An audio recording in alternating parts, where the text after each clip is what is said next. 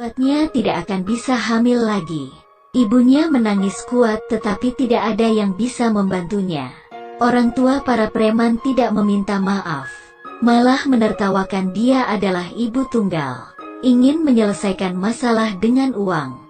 Sang ibu hanya bisa pergi ke pengadilan. Buatnya kecewa. Hakim melepaskan para preman itu karena mereka belum cukup umur. Sang ibu pun sangat sedih. Semua orang di lokasi memilih untuk diam. Untung saja putrinya sudah keluar dari rumah sakit. Tetapi tiap hari dia berendam di bak mandi. Karena dia...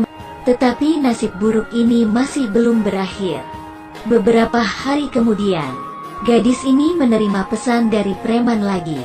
Mereka menyuruh si gadis mencari mereka.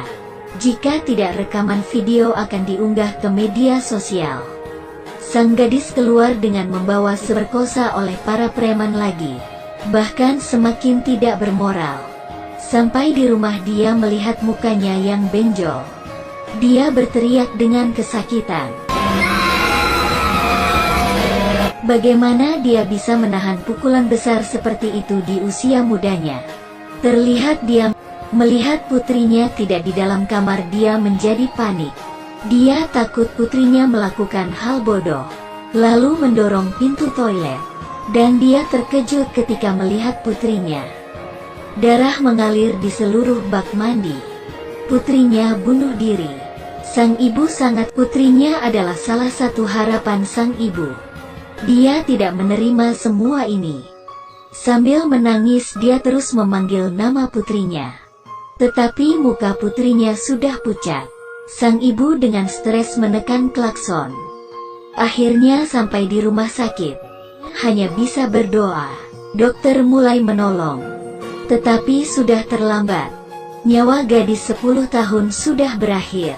Dengan sakit hati sang ibu memegang muka putrinya. Dia yang sedih tidak dapat menangis lagi. Putrinya didorong ke ruang pemurnian. Ibu kembali ke rumah. Dia membuka kulkas. Ini adalah pemberian terakhir putrinya untuk sang ibu.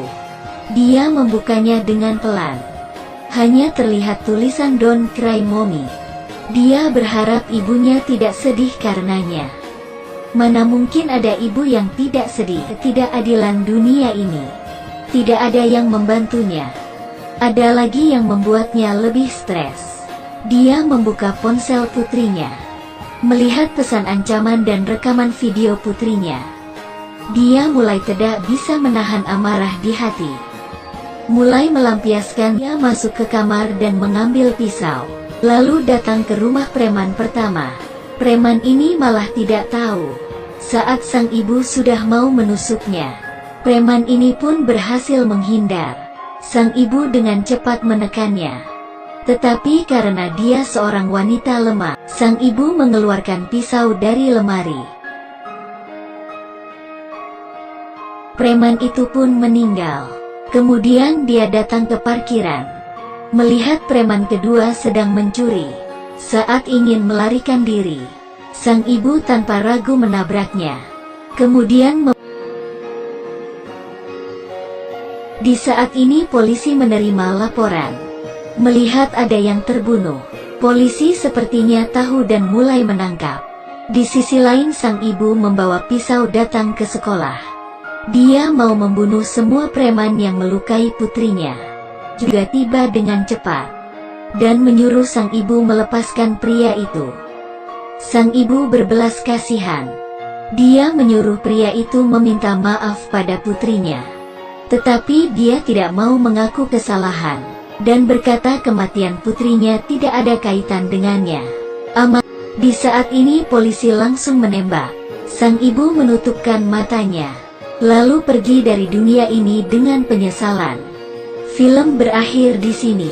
Di dunia yang luas ini, malah sering terjadi hal tragis dan tidak adil ini. Sampai jumpa.